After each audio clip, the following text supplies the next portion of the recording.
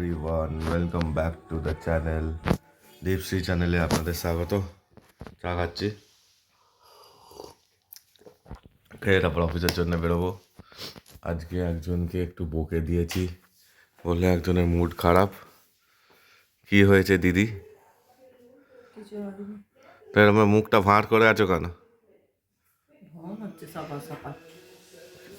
ছেড়া শুয়ে আছো তো?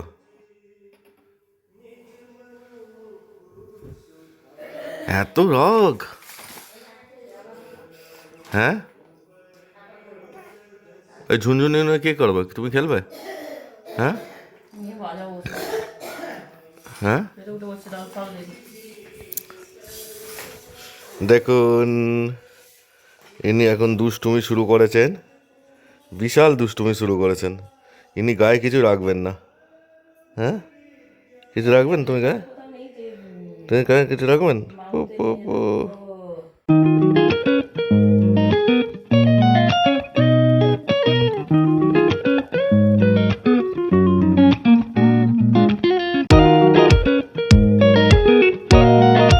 আমি তো এখন অফিসে আছি, দেখো বাইরের ভিউ। চলো তোমরা ততক্ষণ দেখে আসো আপনাদের ম্যাডাম বাড়িতে কি করছে।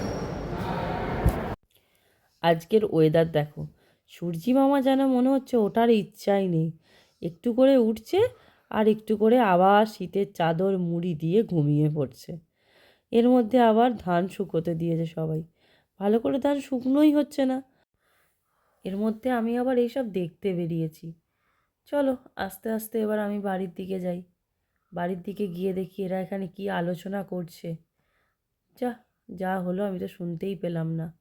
রান্নাঘরে যাই, গিয়ে একটা ভালো রেসিপি তোমাদের সাথে শেয়ার করি, যে রেসিপিটা আবার 5 মিনিটে হয়ে যাবে। কত কাজ কমিয়ে দিচ্ছি দেখো তোমাদের আমি। এটা করতে লাগছে টক দই, সেদ্ধ করা আলু, আর হচ্ছে যে কিছুটা ধনেপাতা, পেঁয়াজ, লঙ্কা কুচি। এছাড়াও এর সাথে কী কী লাগছে, হলুদ গুঁড়ো, লঙ্কা গুঁড়ো আর কাসুরি মেথি। চলো এবার আস্তে আস্তে রেসিপিটা শুরু করা যাক। এখানে যে টক দইটা নিয়েছি সেটা আমি ভালো করে ফেটিয়ে নিচ্ছি, নিয়ে এর মধ্যে লঙ্কা গুঁড়ো দেবো। এর মধ্যে ওই পেঁয়াজ, ধনেপাতা এবং লঙ্কা কুচিটা আমি দিয়ে দেবো। এবার দিয়ে যতক্ষণ পর্যন্ত না এইগুলো ভালো করে মিশে যাচ্ছে ততক্ষণ আমি এটাকে ভালো করে নাড়িয়ে নেব। মিশে গেলে এর মধ্যে আবার আমি এই যে সেদ্ধ করা আলুগুলো রেখেছি সেগুলোও এর মধ্যে দিয়ে দেবো। দিয়ে যতক্ষণ আমি এটা নাড়াচ্ছি ততক্ষণ তোমাদের সাথে একটা কথা শেয়ার করি। এই যে সবজিটা তৈরি হচ্ছে, এটা তুমি আলুর পরোটা, তারপর হচ্ছে মেথি পরোটা বা জিরে রাইস এইসবের সাথে খেতে পারো। এটা বরমশাইকে খাইয়ে দেখবো কেমন টেস্ট হয়। প্রথম দিন বানাচ্ছি, ভালো হলে তো ভালো, না হলে সব গেল। চলো এদিকে আমার প্রিপারেশন রেডি, ওদিকে একটা কড়া বসিয়ে নিয়ে কড়াটাকে গরম হতে দিই। দেখি আমার কড়াটা কতক্ষণ গরম হলো। গরম হলে তার মধ্যে আমি পরিমাণ মতো সর্ষের তেল দিয়ে দেবো। সর্ষের তেলটা যতক্ষণ না গরম হচ্ছে আমি ওয়েট করব। সর্ষের তেল গরম আমার হয়ে গেছে, এর মধ্যে কাসুরি মেথি দিয়ে দিয়েছি।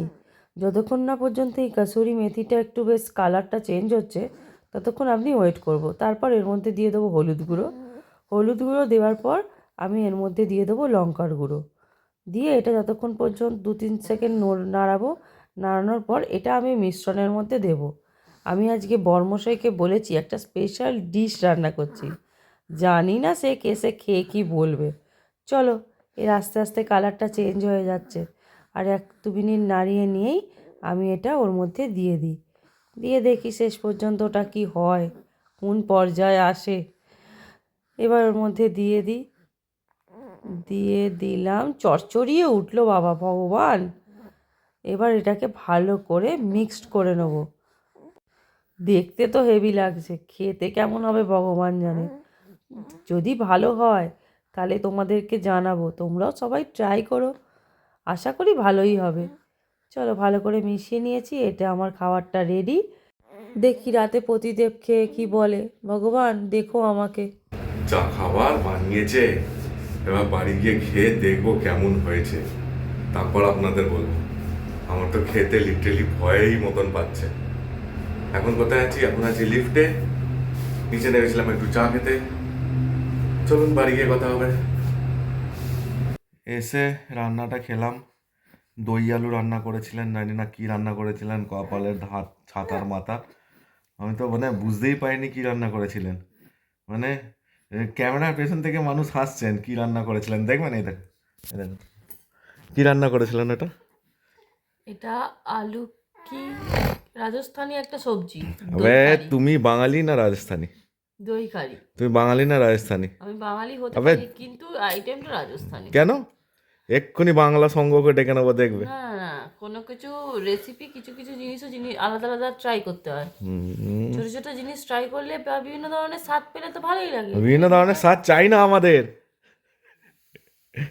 তুমি বুকে হাত রেখে বলো তো, খেতে খেতে কি খাবারটা খারাপ হয়েছিল? মানে পিটু, পিটু, খাবারটা কেমন হয়েছিল? হ্যাঁ, নো রেসপন্স পিটুর। পিটুও বুঝে গেছে। আজকের ব্লগটা এখানেই শেষ করা যাক। Thank you for watching this video. Dipashree চ্যানেলে থাকার জন্য ধন্যবাদ। অ্যাজ অলওয়েজ ভালো থাকুন, সবাইকে ভালো রাখুন, সুস্থ থাকুন। আবার দেখা হবে একটা নতুন ব্লগে।